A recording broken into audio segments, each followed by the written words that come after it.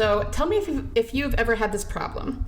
Are you ever not sure that your character is believable? Like they have deep flaws and you're not certain that they'll connect with your audience?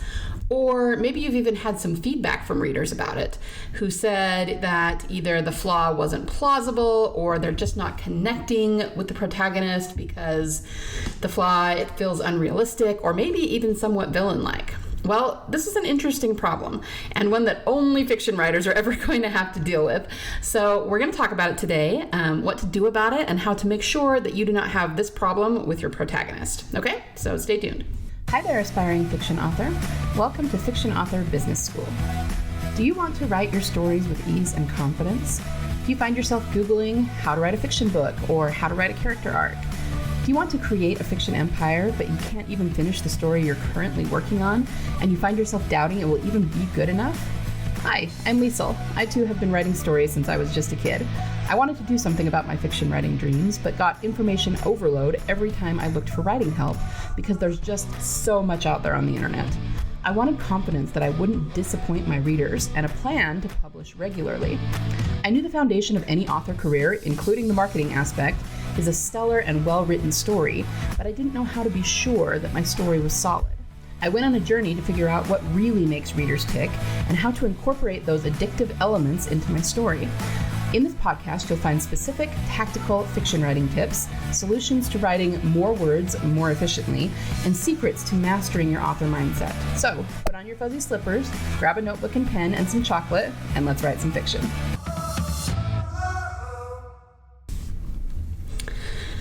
Okay, so this actually came from a Facebook group, from the answer to a question I asked. I believe I just asked what authors in that group were struggling most with when it came to the actual writing of their stories, their characters, their plots, that sort of thing. And this was the answer I got, one of many, that said, dealing with believability, plausible human fallibility, especially when characters have deep flaws. And I thought that was super fascinating. I sat and thought about it for probably way longer than I really should have. And I wanted to talk about it today because this is something that we have to think about with our characters and something that we all are probably going to have to deal with at some point.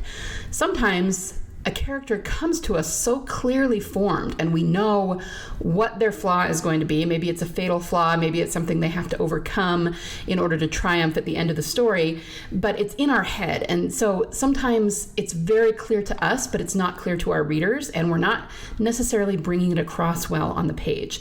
So what I'm going to say overall, the overarching thing here is that if you're having this problem, if your audience is for any reason not connecting with your protagonist, and if they're saying things like, that's unrealistic, it doesn't make sense to me, that's not working for me, that sort of thing, it's because not necessarily that the flaw is unrealistic that you're trying to bring across, but you're just not bringing it across adequately enough for your audience to understand it. So that's where we need to fix something so that it is as clear and believable to them as it is for you in your mind.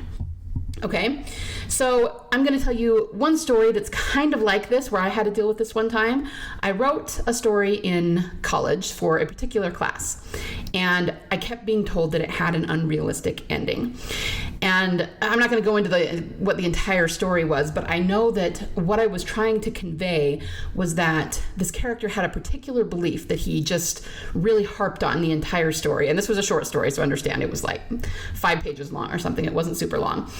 And then he got a new piece of information right at the end of the story, and it changed everything. And that was kind of the theme I was going for, that one piece of information, if it's groundbreaking enough, can change a character's entire worldview. It can change their entire belief system. That was what I was going for. But I can promise you, this was 10 years ago, I was not skilled enough as a writer to bring it across on the page. So I reworked it several times and I kept getting the same feedback. The ending is just not realistic. I mean, he turns on a dime and, I wasn't giving them enough breadcrumbs to see how and why his belief system changed. Okay, so this is not exactly the same thing as a flaw that is, unrealistic or not being brought across, but it's similar.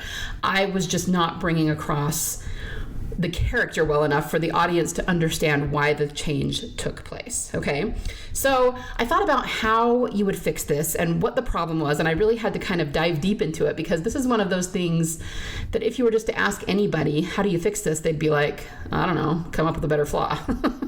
Okay, but we have to dig down to the root of the problem and figure out why we're having this issue to begin with. And here's what I came up with. The best way to explain flaws in your protagonist or any character is not by what the character is doing in the present, okay? And I think that's something, it's kind of a trap that a lot of us fall into. We are trying to explain based on what the reader is seeing in the present day of the story, what the character's flaw is and why they have it. But that's not the best way to go about it, because whatever's happening in the present is because of something that happened in the past, okay? Now, I understand why people would approach it that way. I mean, as a writer, like I said, we come up with this fully formed character and we're really excited to write this story, and we're thinking, okay, I have this deeply flawed character and I'm just itching to tell the audience about their flaw and why they have it. And what that leads to is telling rather than showing, first of all, okay? So we don't want to do that, but again, the reactions that we have, all of us human beings in the present, stem from something in the past, okay? So I was trying to think of examples of this, and I had a hard time coming up with any that weren't serial killer related, okay? So we're going to use the serial killers as an example, because I've studied them a lot, and a lot of people have studied them a lot, right? People who are really violent, have violent tendencies, anger outbursts, who are very controlling, it's usually because of some sort of abuse in their past. That's what they figured out, okay? And even if we're not talking about someone evil, even if you're talking about someone who does drugs or becomes an alcoholic, okay, there's something that's driving them toward that, even if it's just loneliness or neglect, okay? So everything that happens to us drives how we react to it afterward. Therefore, it's not a good idea to try and show what the character's flaw is by what they're doing in the present. We have to go back before that. So how are we going to handle this in our stories? Well, there's a couple of different aspects we have to address in order to make sure that the reader is really connecting with this character and with whatever their flaw is. So the first thing is that we have to make them interested in the character and in whatever the character's past is to keep on reading. And the easiest way that I find to do that is to use intrigue and mystery early on.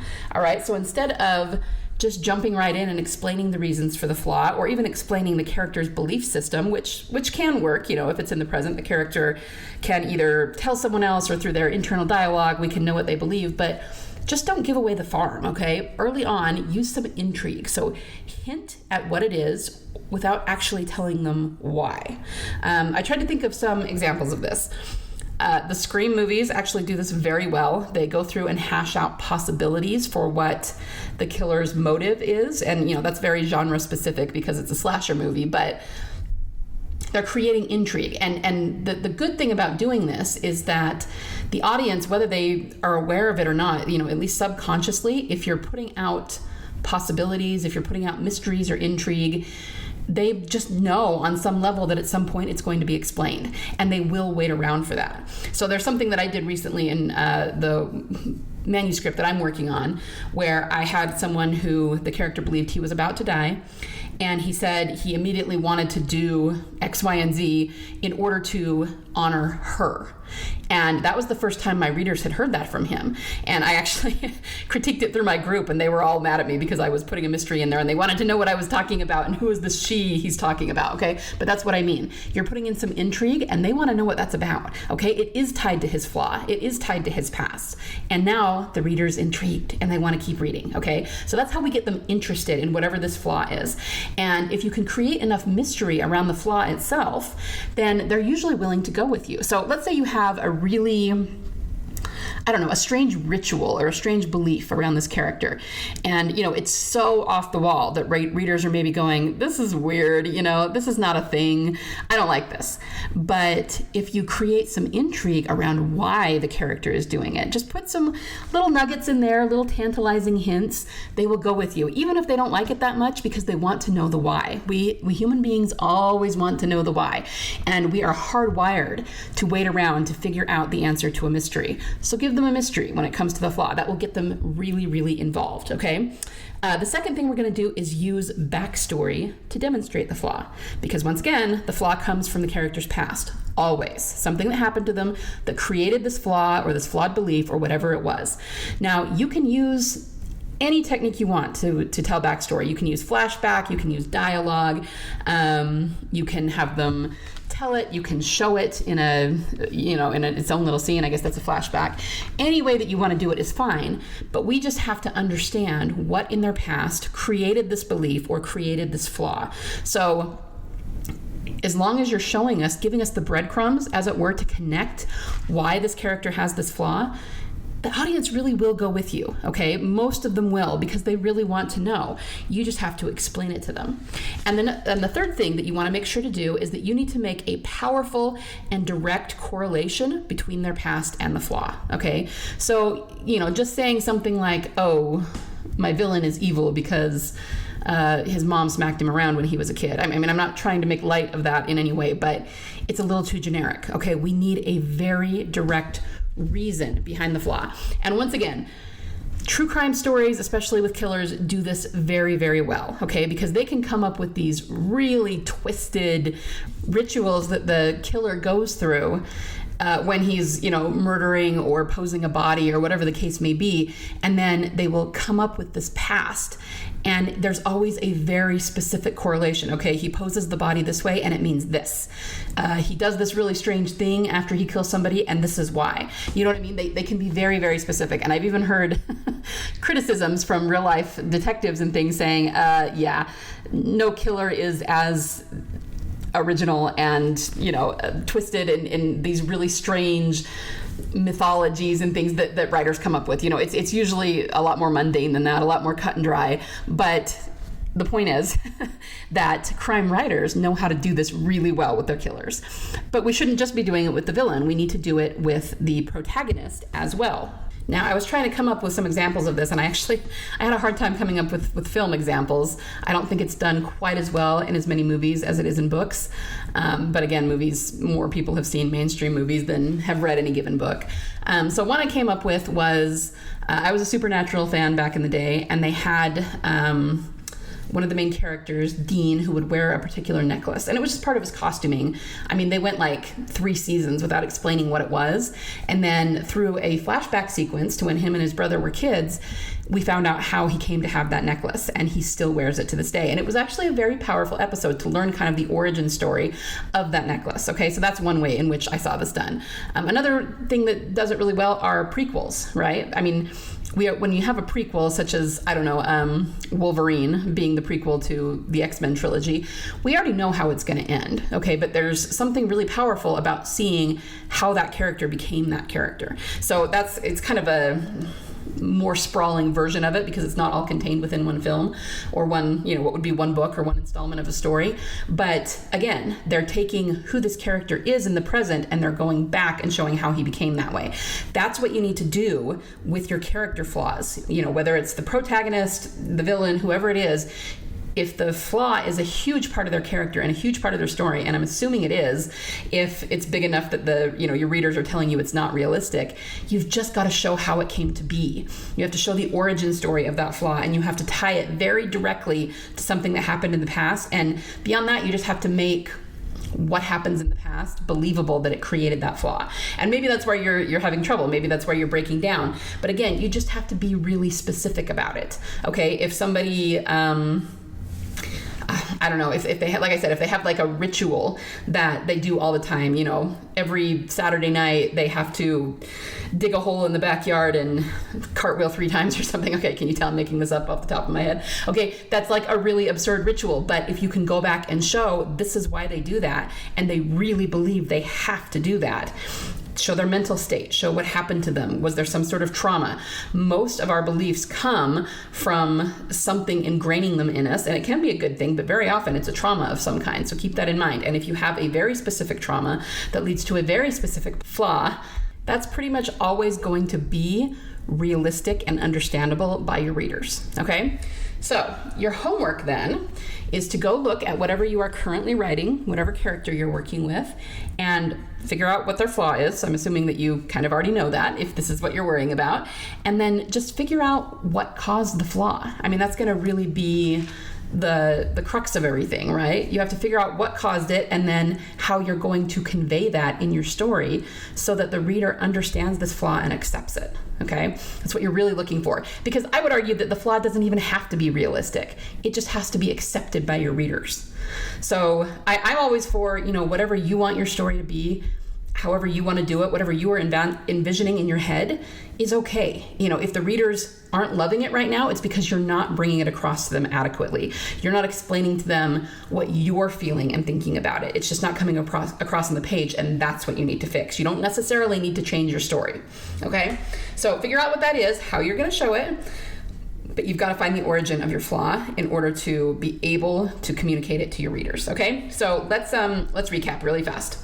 In order to do this, you have to, number one, start by creating intrigue by just hinting at the flaw and that there is a reason for it, and that you're not actually going to reveal it yet. You're just hinting that there is a reason for it, and that will make the reader subconsciously know that you will reveal it eventually. That will keep them reading, that will keep them interested, okay? That's number one. Number two, you're going to use backstory to demonstrate the flaw. You've got to create some sort of either flashback or some way to convey that backstory that leads to the character's flaw, because if people can understand the why of it in their past, they will accept it in the present. And finally, you need to make a powerful and direct correlation between that past memory and the flaw. It needs to be specific. It needs to be obvious that whatever happened in the past led to the character's flaw or to their belief system, whatever it is that you're dealing with.